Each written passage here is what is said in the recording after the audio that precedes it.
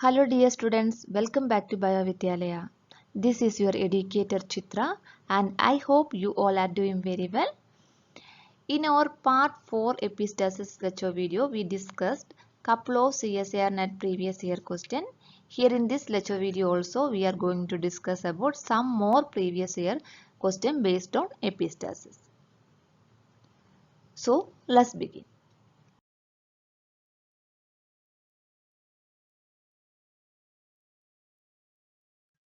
I think all of you have watched our previous lecture videos about epistasis. If you didn't watch, then first subscribe the channel and then you can go through the videos. The link is here in the below description. First question, what is the dihybrid phenotypic ratio for recessive epistasis in F2 hybrid?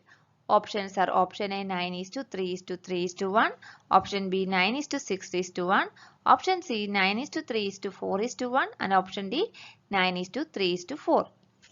I have already discussed an easiest method to remember the recessive epistasis ratio. We know that the normal dihybrid cross ratio is 9 is to 3 is to 3 is to 1. For getting the recessive epistasis ratio, you have to add the last two digits of this normal dihybrid cross ratio. So here 9 is to 3 is to 4. So 9 is to 3 is to 4 is the recessive epistasis ratio. Okay, so the answer is option D 9 is to 3 is to 4. Second question, in genetic test 9 is to 7 ratio in F2 generation represents option A epistasis, option B codominance, option C incomplete dominance and option D complete dominance. In genetics, it is very important to remember all the ratios. Here we know that complete dominance ratio, that is 3 is to 1. Incomplete dominance ratio 1 is to 2 is to 1. Codominance ratio 1 is to 2 is to 1. And this 9 is to 7 ratio in F2 generation represents epistasis. Which epistasis? This is duplicate recessive epistasis.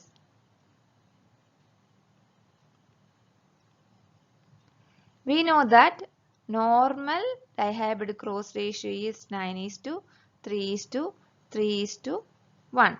For getting duplicate recessive epistasis ratio, we have to add the last 3 digits. So 9 is to 3 plus 3 plus 1, 7. So 9 is to 7 is the duplicate recessive epistasis ratio. So the correct answer is option A, epistasis. Okay.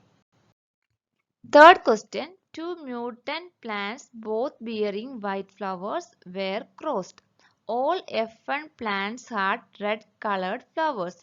When an F1 plant was selfed, it produced progeny with either red or white colored flowers in 9 is to 7 ratio. Based on this information, which one of the following conclusion is correct? Option A, the mutation in the parents do not complement each other. Option B, the mutation in the parents are allelic. Option C, mutation in the parents are non-allelic.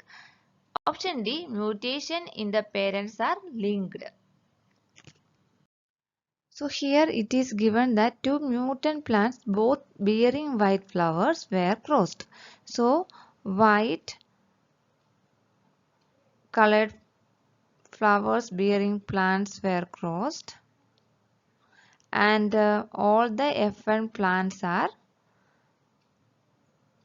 red colored flowers. All F1 plants had red colored flowers. When F1 plants was selfed, it produced progeny with either red or white colored flowers in 9 is to 7 ratio. So, red to white flower ratio is 9 is to 7. We know that this ratio is duplicate recessive epistasis ratio.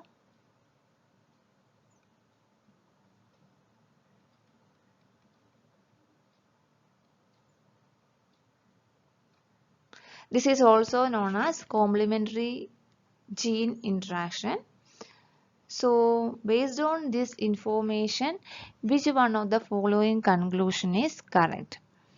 Okay, so the first option is the mutation in the parents do not complement each other. This is not correct because these mutations are complement each other. Okay,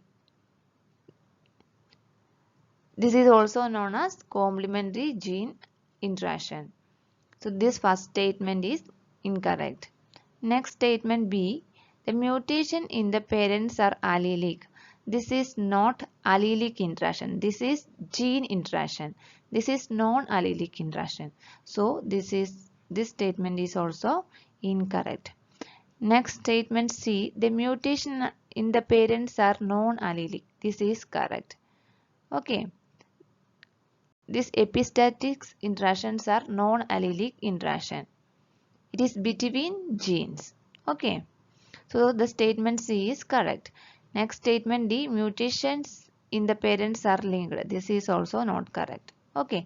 The correct answer is option C, mutation in the parents are non-allelic. Fourth question. Coat color of dogs depend upon at least two genes.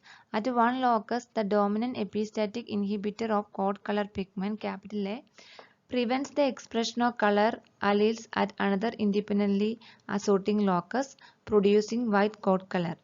When inhibitor locus a, the alleles of the hypostatic occurs may be expressed a, capital V producing black and small b producing brown. When dihybrid dogs are mated together, determine the phenotypic proportion expected in the progeny. Options are option A 9:7, option B 12:3:1, option C 9:3:4 and option D 13:3. So here we have to find the phenotypic proportion or phenotypic ratio expected in the progeny. It is very easy to solve any type of question from gene interaction if you know the normal dihybrid cross ratio. The normal dihybrid cross ratio is 9:3:3:1 and the general genotypes are these ones. Okay. You have to remember this dihybrid cross ratio along with this general genotype, then you can easily answer any question from gene interactions. Okay, so you have to remember this. So here they given that coat color of dogs depend upon at least two genes. So we can take A and B as genes. At one locus, the dominant epistatic inhibitor of coat color pigment A prevents the expression of color alleles at another independently assorting locus producing white coat color. So here epistatic gene is A. A is the epistatic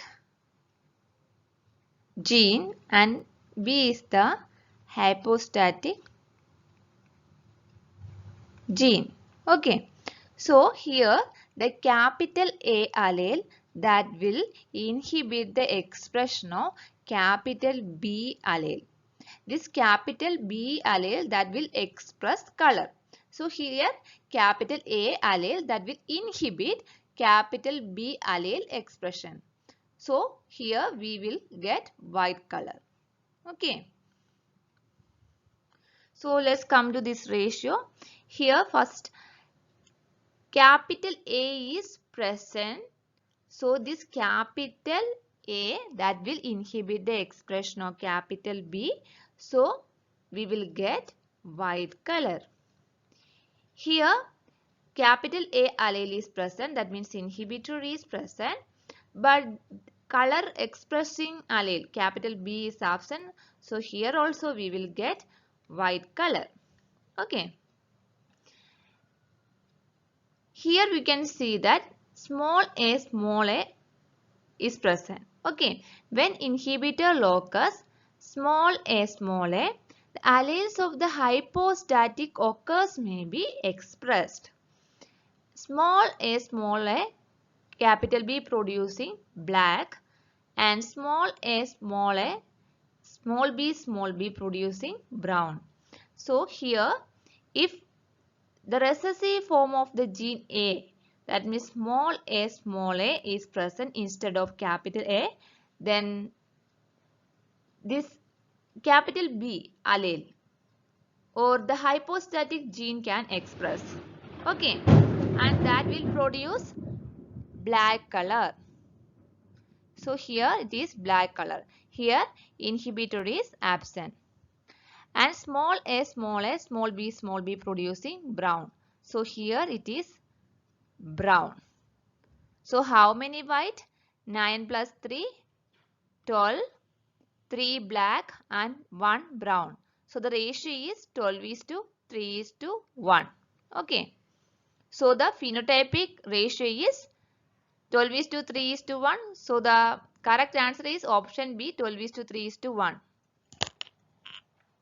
This is the last question. A black Labrador homozygous for the dominant alleles B, capital E is crossed with a yellow Labrador homozygous for the recessive alleles b, small e. On intercrossing the F1, the F2 progeny was obtained in the following ratio: 9 black is to 3 brown is to 4 yellow. This is an example of option A, recessive epistasis where allele small e is epistatic to capital B and small b. Option B, dominant epistasis where allele capital E is epistatic to capital B and small b. Option C, recessive epistasis where allele small e is epistatic to capital E. Option D, complementary epistasis where allele small b is epistatic. Here they given that black Labrador is a dog breed, homozygous for the dominant alleles B, capital E, phenotype is black, is crossed with yellow Labrador, homozygous for the recessive alleles b, small e. Here the phenotype is yellow. We will get F1 hybrid. After that, F1 hybrid will self-cross. On intercrossing F1, we will get F2 generation, and F2 progeny was obtained in the following ratio: 9 black, 3 brown, 4 yellow. So the ratio is 9 is to 3 is to 4. We know that 9 is to 3 is to 4 is the recessive epistasis ratio. So this is recessive epistasis. So here from the option we can eliminate option B and D. Next come to the option C. Here they given that recessive epistasis where allele small e is epistatic to capital E. We know that epistasis is non-allelic interaction. In epistasis, gene present in one location that will mask the expression of gene present in the second location. Okay, here we know that the gene present in first location is B and another location is E. Here, but in option C they given that recessive epistasis. That is correct, but where allele small e is epistatic to capital E. This is not correct because this small e and capital E are different form of the same gene. They are present in the same location or same locus. Okay, so this option C is incorrect. Next is option A, recessive epistasis, where small e is epistatic to capital B and small b. This is correct. In recessive epistasis, recessive form of one gene that will mask the expression of another gene in another location or another gene in second location. So this is correct. Here small e allele is epistatic to another gene capital B or small b. So this is correct. So the option A is the correct answer. Okay. If you like this video and find it helpful, then Please share this video with your friends and batchmates so they will also get benefit from this. And also don't forget to subscribe this channel and enable the bell icon so you will get notification when I upload new videos. So keep learning. Thank you.